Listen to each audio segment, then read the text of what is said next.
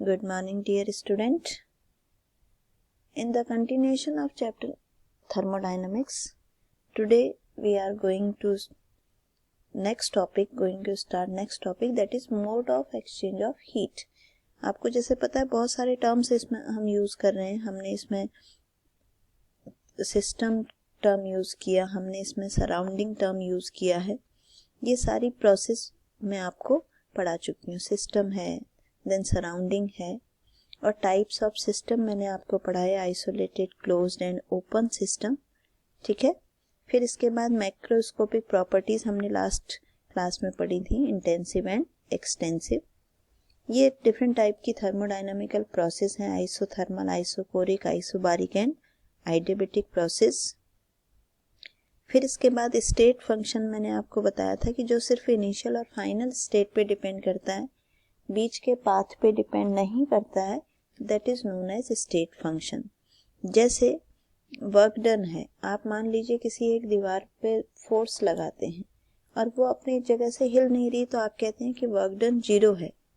लेकिन work done 0 होने का मतलब ये तो नहीं है कि आपने काम नहीं किया, बट उसमें डिस्प्लेसमेंट नहीं हुआ, इसलिए फोर्स का कोई भी वर्क नहीं हुआ. तो पाथ जो है, वर्क डन जो है, वो वर्क डन इस पे डिपेंड करता है कि इनिशियल और फाइनल स्टेट क्या है, इस पे डिपेंड नहीं करता. किस पाथ को फॉलो आपने किया है. जैसे मान लीजिए आप एक स्कूल के गेट से शुरू होकर के वापस स्कूल के गेट पे आते हैं. अगर आप छोटा चक्कर लगा के आएंगे तो आप कम वर्क डन करेंगे, जल्दी आ जाएंगे. अगर आप बड़ा चक्कर लगा के आते हैं तो आप देर में पहुंचेंगे. तो वर्क डन दोनों ही केस में अलग अलग हुआ, डिपेंड कर रहा है कि किस पाथ को आपने फॉलो किया है. तो स्टेट फंक्शन वो होते हैं जो कि पाथ पे डिपेंड नहीं करते हैं, सिर्फ इनिशियल और फाइनल स्टेट पे ही डिपेंड करते हैं. तो आज हम पढ़ेंगे mode of exchange of heat. ये जो टर्मिनोलॉजी है, ये टर्मिनोलॉजी हम न्यूमेरिकल्स में यूज करेंगे, इसलिए आप ध्यान रखना कि if a system lose heat to surrounding, अगर कोई भी सिस्टम सराउंडिंग को हीट लूज कर रहा है, लॉस हो रहा है हीट का, तो उसमें जो हीट का साइन होगा Q इज इक्वल टू, यानी कि delta Q is equal two is negative, तब उसके केस में डेल्टा Q नेगेटिव होगा. और अगर कोई भी सिस्टम सराउंडिंग से हीट को एब्जॉर्ब कर रहा है तो उस केस में डेल्टा Q पॉजिटिव होगा. ठीक है. अगर हीट रिलीज हो रही है डेल्टा Q नेगेटिव, और अगर हीट एब्जॉर्ब हो रही है तो डेल्टा Q पॉजिटिव. नेक्स्ट इसमें आता है हमारा वर्क डन. ठीक. ये कुछ टर्म्स हैं, तो ये टर्म्स क्योंकि आगे हमारे यूज होने वाले हैं, तो जैसे work done, you know that work done is equal to force into displacement. और फोर्स को आप क्या लिख सकते हैं, फोर्स को आप लिख सकते हैं pressure into area, because pressure क्या होता है, फोर्स पर यूनिट एरिया. तो आप फोर्स को क्या लिख सकते हैं, force is equal to pressure into area. अब यहाँ पर अगर आप फोर्स की जगह प्रेशर इनटू एरिया लिख दें तो क्या हो गया हमारे पास relation, pressure into area into displacement. और डिस्प्लेसमेंट क्या है, लेंथ. एरिया और लेंथ मिल करके क्या हो गया, वॉल्यूम.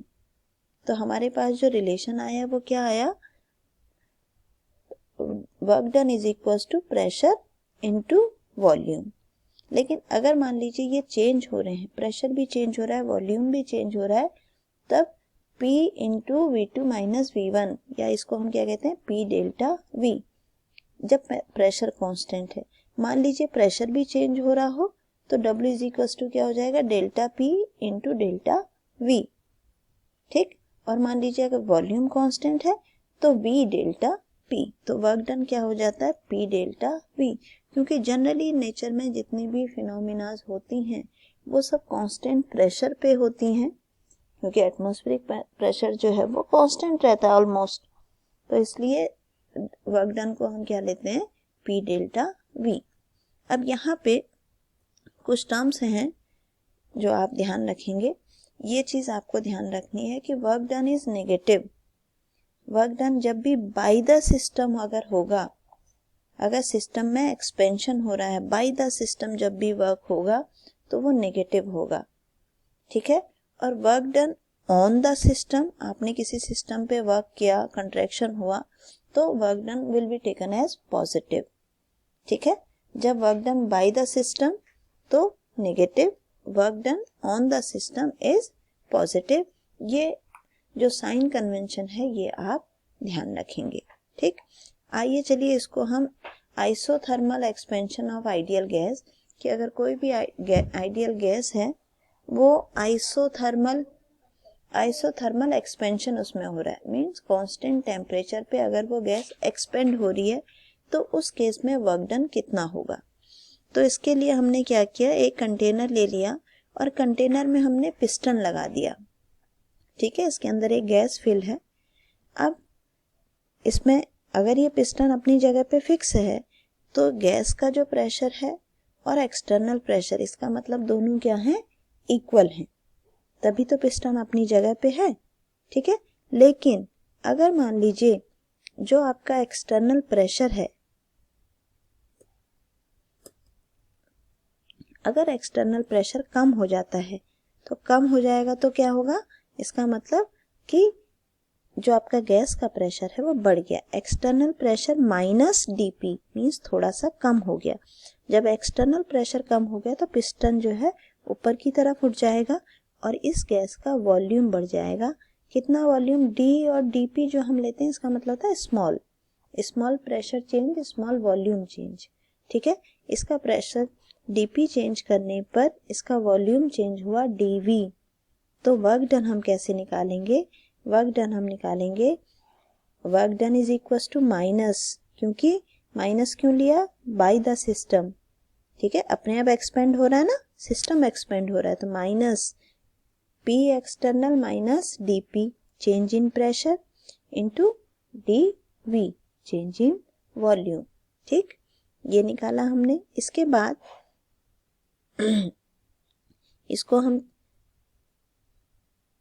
हम क्या कर सकते हैं, एक मिनट,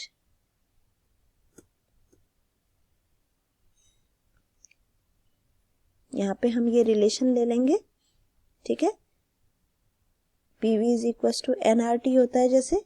ठीक, तो अब जो हमारा P डेल्टा V था, इस P डेल्टा V को एक मिनट, तो ये हमारा W इज इक्वल टू आया minus P external minus DP और DV हमने ले लिया। इसको हम ऑलमोस्ट, क्योंकि DP की वैल्यू बहुत कम है तो हम इसको क्या लिख सकते हैं, माइनस P DV। अब यहाँ पे जो टोटल वर्क डन जो हम आइसोथर्मल ले रहे हैं कि वॉल्यूम V1 से V2 हो गया, उस केस में ये इंटीग्रेशन टर्म यूज होता है। टोटल वर्क डन अगर हम ले रहे हैं तो इंटीग्रेशन का टर्म यूज करते हैं। इसको हम, क्योंकि PV is equal to NRT, तो हमने PV की जगह हम क्या लिख सकते हैं, अब हम PV की जगह लिख सकते हैं NRT। तो हमने ये रिलेशन लिया यहाँ पे NRT अपॉन V। इसकी जगह देखो पिछला क्या था हमारा, यहाँ पे हमने लिखा था PdV, तो P की जगह आप क्या लिख सकते हैं, NRT upon V, NRT upon V और dV। ये इंटीग्रेशन एक मैथमेटिकल फंक्शन है। तो जब आप इसको इंटीग्रेट करेंगे तो n constant, r constant, t constant, और इंटीग्रेशन 1 अपॉन V dV होता है ln यानी natural log V2 upon V1। फिर इस नेचुरल लॉग को हम लॉग में जब बदलते हैं तो 2.303 से हम इसको मल्टीप्लाई कर देते हैं, तो हमारे पास जो रिलेशन आएगा W is equal to minus 2.303 NRT log V2 upon V1। ये रिलेशन आपको डिराइव करने को कभी कभार पूछा जाता है, अदरवाइज ये वाला रिलेशन आप ध्यान रखेंगे बस, क्योंकि इंटीग्रेशन वाला टर्म यूज हो रहा है और अभी तक आप लोगों ने 11th में इंटीग्रेशन नहीं पढ़ा है। सो यू जस्ट रिमाइंड कि ये यहाँ पे हमने इस तरीके से डेरिवेशन किया है। ठीक है, इसके बाद नेक्स्ट इसमें मैं एक चीज़ और आपको बता देती हूँ, इंटरनल एनर्जी। नेक्स्ट जो टर्म यूज हो रहा है वो आपका है इंटरनल एनर्जी। इंटरनल एनर्जी होता है सम ऑफ ऑल द एनर्जी, किसी भी सिस्टम में जितनी भी टाइप की एनर्जी है उसकी, chemical, mechanical, transitional, vibrational, frictional, जितनी भी एनर्जी उस सिस्टम में है सबका सम, उसको इंटरनल एनर्जी कहा जाता है। इसके एक्चुअल वैल्यू को हम मेजर नहीं कर सकते कभी भी, सिर्फ चेंज मेजर कर सकते हैं। जैसे पानी रखा है आपने, पानी एक सिस्टम है कि आपने बाउल में रखा है, वो एक सिस्टम है, उसकी इंटरनल एनर्जी हम कैलकुलेट नहीं कर सकते। थोड़े टाइम बाद आपने उसको हीट कर दिया, आपने उसमें कोई चेंज कर दिया, तो उसमें जो एनर्जी चेंज हुई है वो उसको हम मेजर कर सकते हैं, क्योंकि it is an extensive property, because क्योंकि एनर्जी है, मास पे डिपेंड करती है, तो एक्सटेंसिव प्रॉपर्टी है। ठीक है, ये एक स्टेट फंक्शन है। अब देखिए, फॉर ए साइक्लिक प्रोसेस, अगर साइक्लिक प्रोसेस कोई हो रहा है तो delta U is equal to 0, यानी कि change in internal energy will be always 0। ठीक है, आपको इसी पीपीटी से नोट्स भी बनाने हैं, तो आप जितना ये पोर्शन मैं आपको पढ़ाती जा रही हूँ, आप इसी में से नोट्स बनाइए। आपको एनसीईआरटी से नोट्स बनाने की ज़रूरत नहीं पड़ेगी। ठीक है, तो आज के लिए हम इतना ही करते हैं, आगे जो है वो नेक्स्ट वीडियो में हम पढ़ेंगे। Thank you.